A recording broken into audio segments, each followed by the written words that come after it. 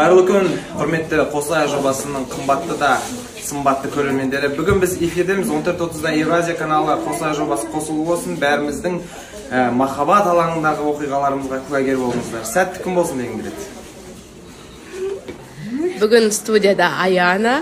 Аянаның бүгінгі лугобзыды мынау сырғасы, мынау тырнағы, мынау телефонның қабы, мынау авадогы, мынау обойы. Осы жылы тұрмысқа шығамын дейді. Қалай бұлай? Алла қаласа.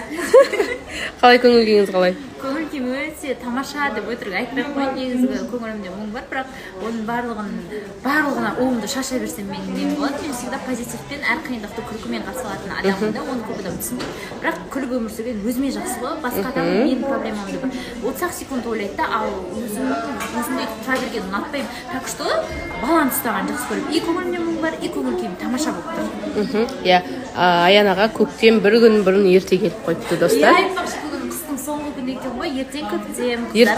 Ертең соңғы күні ғой. 30-на дейін ба не осы жылы? 29-на дейін, бүгін 28-і. 28-і ма не? Димаш, қалайсыз? Жақсы, өзіңіз көңіл күйіңіз бәрі дұрыс па? Ертең көктем. Ертең көктем бе? Иә, ертең көктем екен. Мен де ойламаппын. Бүгін ертең соңғы күн деп ойлаппын. Бүгін соңғы күн екен. Сіз қай мерекені жақсы көресіз? Мен ба? Иә. Наурыз жақсы көрем. 22-ші наурыз. Иә, 22-ші наурыз. Өзіміздің жаңа жыл. Мен сол мереке өзіме қатты да, кішкентай кезде ауылдарда анау парк болады ғой ауылда. Сол киіз үйлер қойып, концерт қойып, өлең айтатын мен. Әр киіз үйге кіріп, бәрі жеп кетесің, қымыз ішесің, көже деген секілді. Сол кездерді сағынып ауылыма қатысым. Балалық шағыңыз сағындыңыз демек. Иә. Ал 8 мартты ше? 8 март па? 9 мартты жақсы көремін. 8 мартта қыздарға сыйлық жасап көргенсіз ба? Қызыңызға? Андай ғой, қызыңа беріп отқан гүлге не емессің, анаңа бір гүл бере алмасаң дейді ғой. Ең алғашқы болып анамды құттықтаймын. Сөйтіп? Мамама, әпшелеріме, содан кейін барып қыздарға беремін. Қандай ерекше есіңізде бар сыйлық қызға берген? Қызға берген ба? 8 наурызға, иә.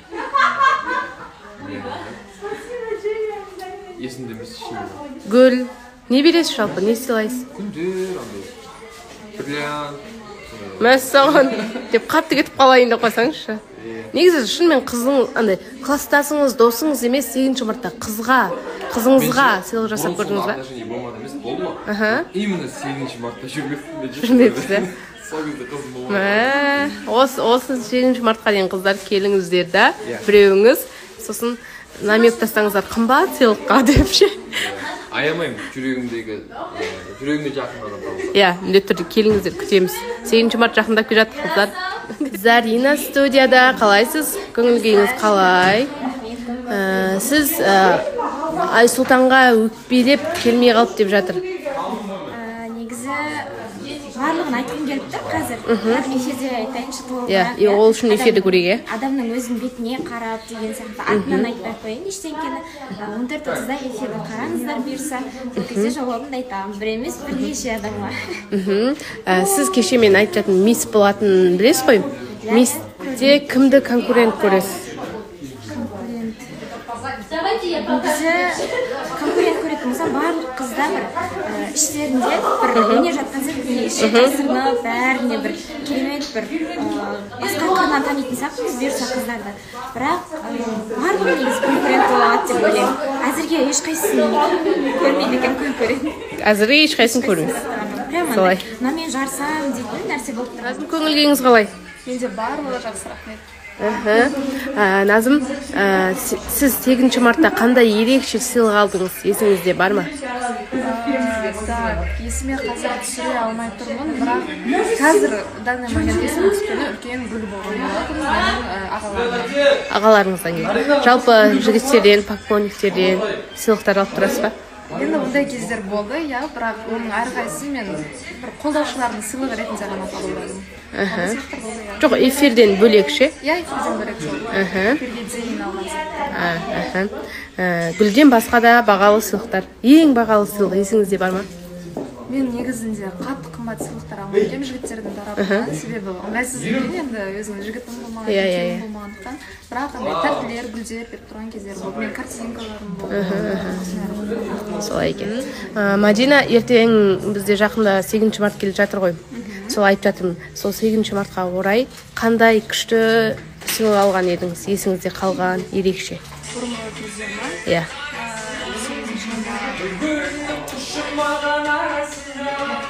Светильник алғанмын.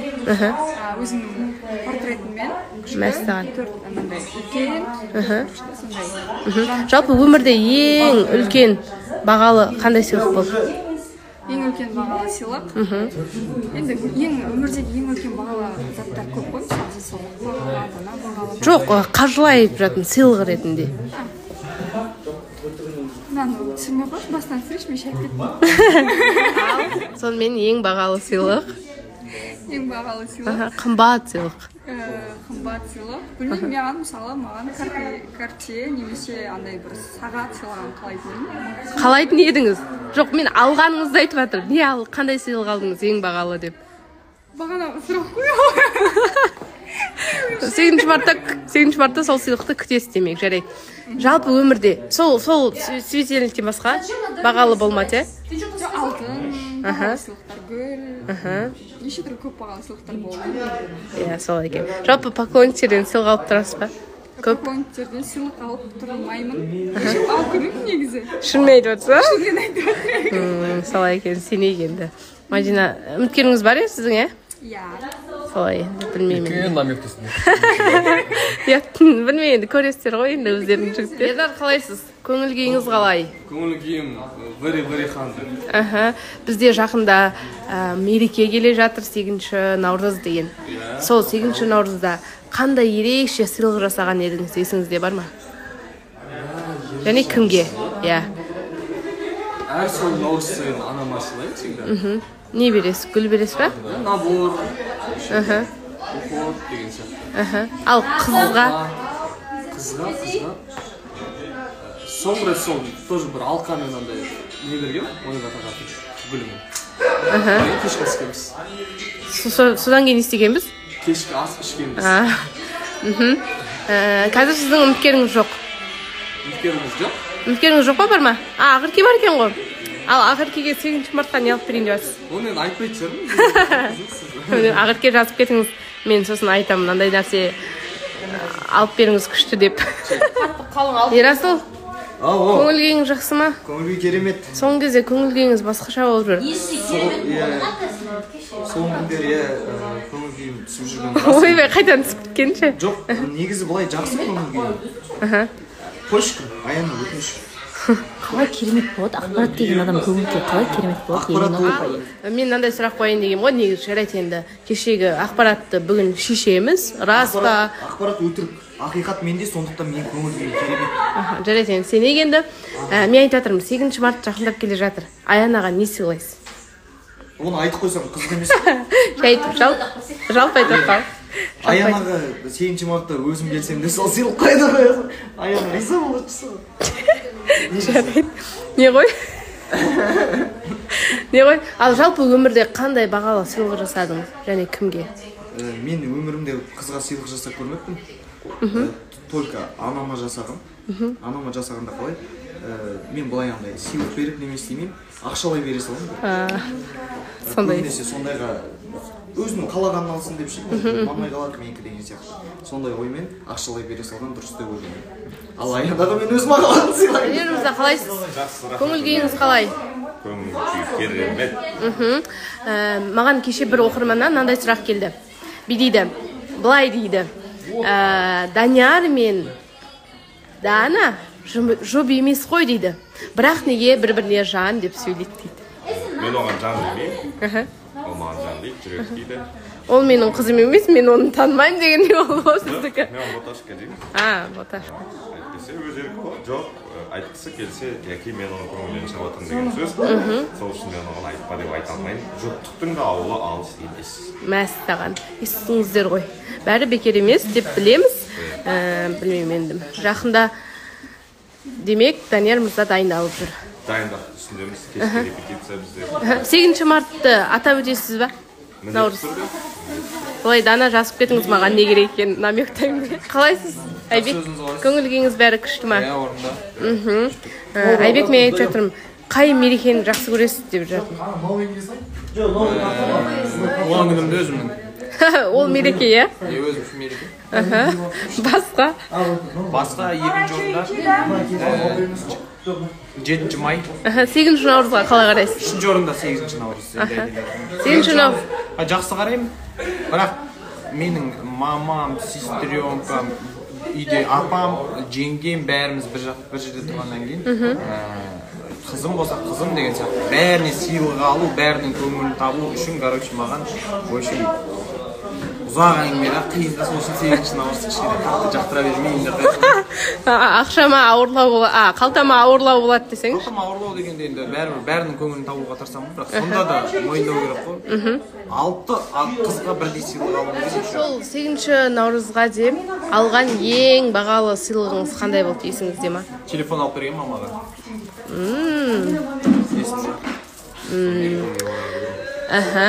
Ал қызға, қызыңызға? 8-ші наурыз кезде қызбен жүрмей кеттім қойдым.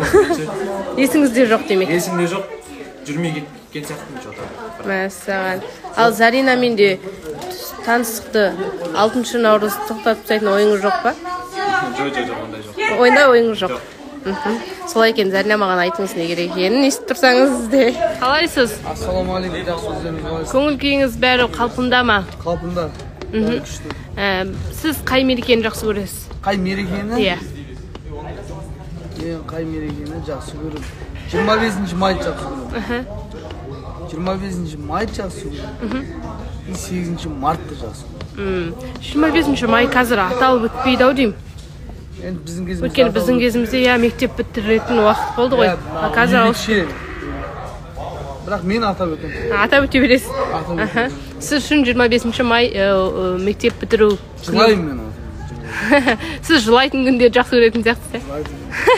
Сол күн менің күнім. 8-ші мартқа қандай ерекше сыйлық алып бердіңіз, кімге алып бердіңіз, есіңізде бар ма? Ерекшелендіріп сыйлық амағам не?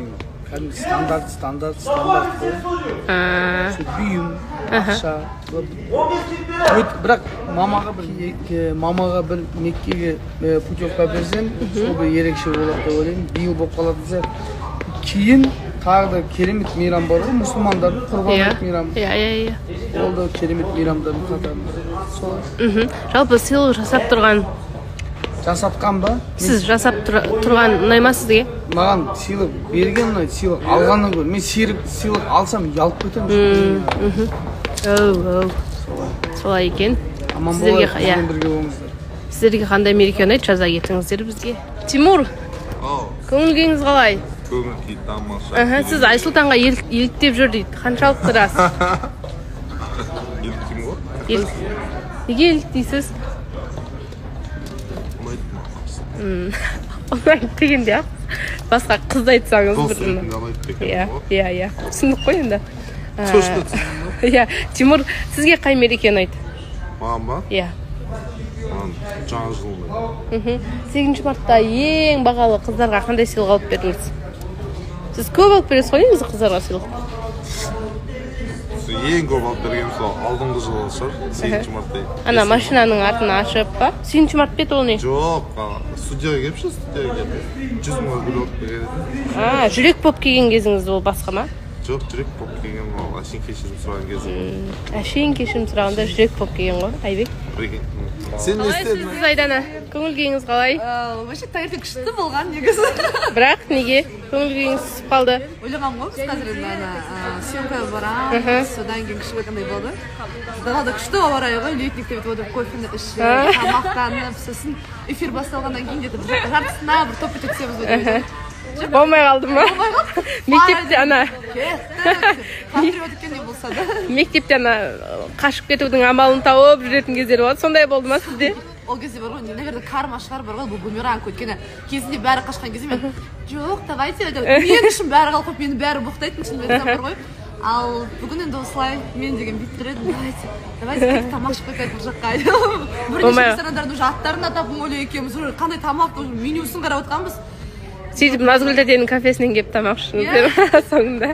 Супчиканы контейнерде. Қалайсыз? Жақсы. Нұрсұлтанға қарап отырсыз ғой? Нұрсұлтан кешегі ана өзінің неге инстаграмда что-то андай көп негатив жазып жатыр деген жауап беріп жатқанына қарап отырмын. Қалай жауап береді екен деп па? Қалай не айтады екен деп. Мақсат, сізге қай мереке ұнайды? Әрине 8-ші наурыз халықаралық әйелдер мерекесі, аналарымызды құттықтап, жеңгелерімізді құттықтап, қыздарды құттықтап деген сияқты жалпы. Негізі кез келген өзіміздің мысалы 22-ші наурыз деген сияқты өзіміздің сондай мерекелер ұнайды ғой. Сыйлық жасаған ұнайды ма сізге? Алған ба? Алған да берген де ұнайды ғой негізі. Екеуі де ұнайды. Екеуі де ұнайды ғой негізі. 9 майда қандай сыйлық аласыз? Аласыз дейсіз ба? Иә. 7 майда, мен 9 дегенге. 7 майда қандай? Шын ниетпен берсе, кез келген сыйлықты алуға да дайынмын негізі. Ладно, көңілмен берсе болды. Ондай қымбат болсын, арзан болсын.